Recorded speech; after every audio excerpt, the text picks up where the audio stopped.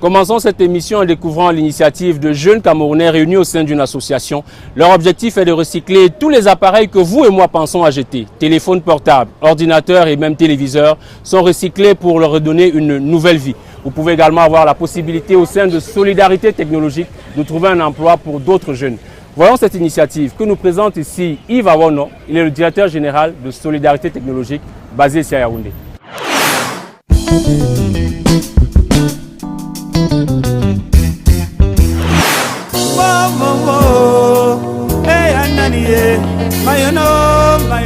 Bonjour, bienvenue à l'équipe de carrière. Je suis Yves Awono, le directeur Cameroun de Solidarité Technologique. Ici, c'est la salle de conférence où nous avons toutes nos réunions les lundis.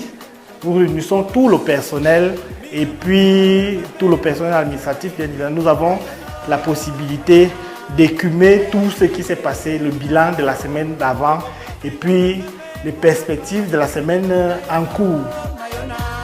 Ici, c'est le bureau de la responsable administrative et financière.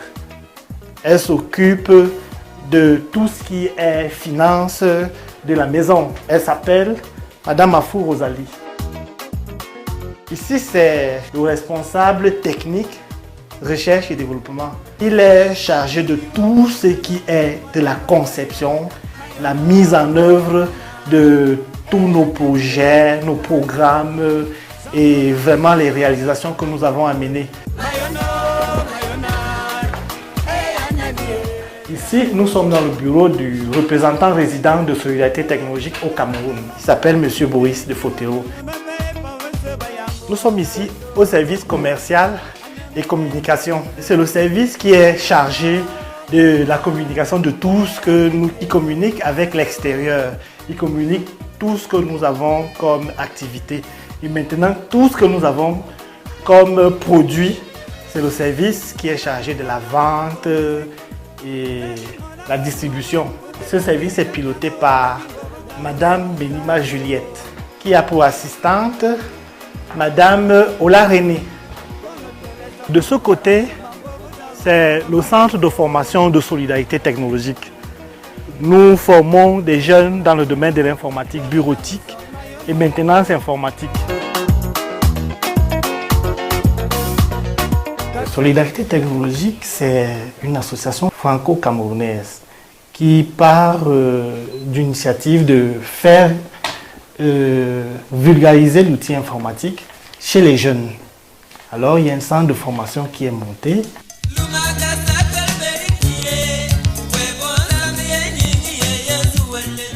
Au lieu de retrouver les carcasses dans les rigoles qui se retrouvent un peu partout, parce que c'est très très dangereux pour la santé, nous avons donc pris l'initiative de compléter notre centre de formation avec un centre de recyclage de ces déchets-là.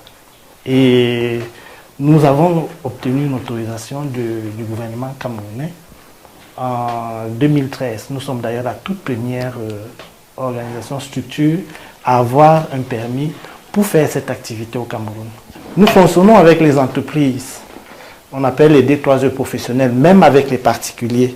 Nous recevons tout appareil qui fonctionne avec du courant, qui est arrivé en fin de vie. On invite les populations à ne pas jeter ces appareils, les vieux téléphones, les vieux téléviseurs, de ne pas les jeter dans la nature et de ne pas non plus les conserver parce que ce sont des gros facteurs de danger.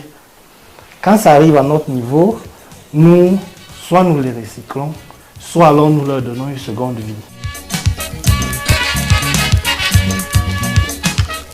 Ici, c'est l'atelier de recyclage où nous recevons tout le matériel qui nous provient des différents partenaires et des clients qui nous font confiance. Vous avez avec moi le chef d'atelier, M. Mbou, qui coordonne toutes les activités en atelier.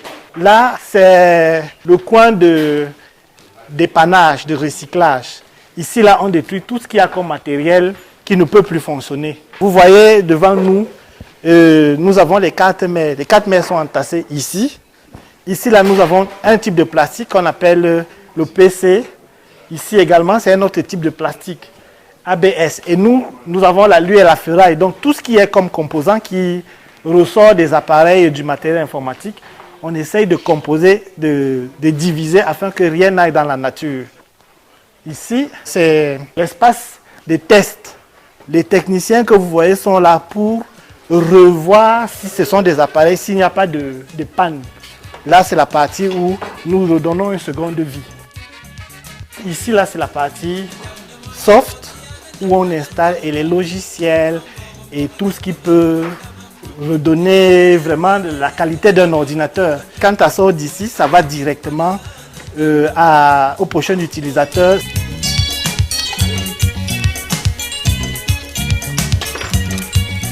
Déjà, il y a beaucoup qui ne comprennent pas la nécessité de faire recycler ou alors d'envoyer leurs déchets électroniques parce que pour eux, c'est des déchets qui ont de la valeur. Donc nous sommes là pour une sensibilisation. Leur dit que en réalité, c'est pour le bien de tout le personnel, au bien même de l'entreprise, et puis ça permettra d'aider le gouvernement via le ministère de l'Environnement à mettre sur pied la loi cadre sur l'environnement au Cameroun, la gestion des déchets en particulier.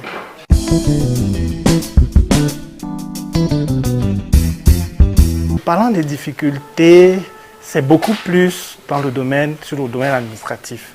La procédure administrative est trop lourde. Ça a été l'un de nos freins. Nous avons mis pratiquement 6 mois pour pouvoir implanter simplement et puis voir comment est-ce qu'on pouvait ouvrir, commencer les activités.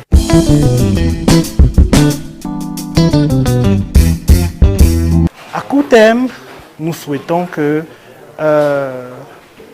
c'est une activité qui se développe dans tout le Cameroun, ne serait-ce que dans la ville de Douala et Yaoundé. À moyen terme, que nous couvrons la sous-région Afrique centrale parce que jusqu'à peu du contraire, nous sommes les seuls pour le moment. Et à long terme, pouvoir augmenter nos capacités, étant donné que nous avons pour ambition d'être un peu des géants.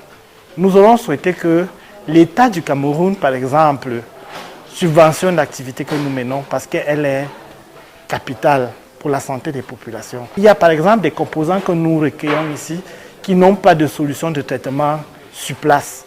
Nous sommes obligés d'importer ce matériel-là, d'exporter ce matériel-là pour faire traiter ailleurs par nos partenaires et ça a un coût pour nous.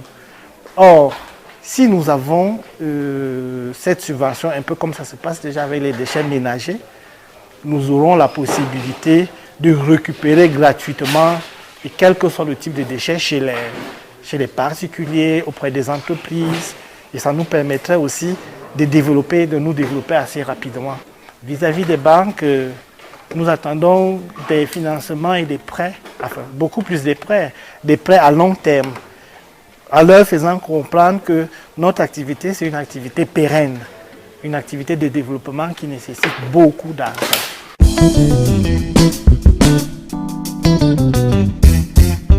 Ce que nous pouvons dire aux jeunes, c'est que c'est le travail qui paye. Pour arriver à ça, il faut juste être concentré et puis patient. Parce que beaucoup de jeunes ont tendance à penser qu'il faut aller assez rapidement dans la vie. Nous avons commencé cette activité à 3. Aujourd'hui, nous sommes près d'une vingtaine. Alors, il n'y a pas de magie, ce n'est que le travail.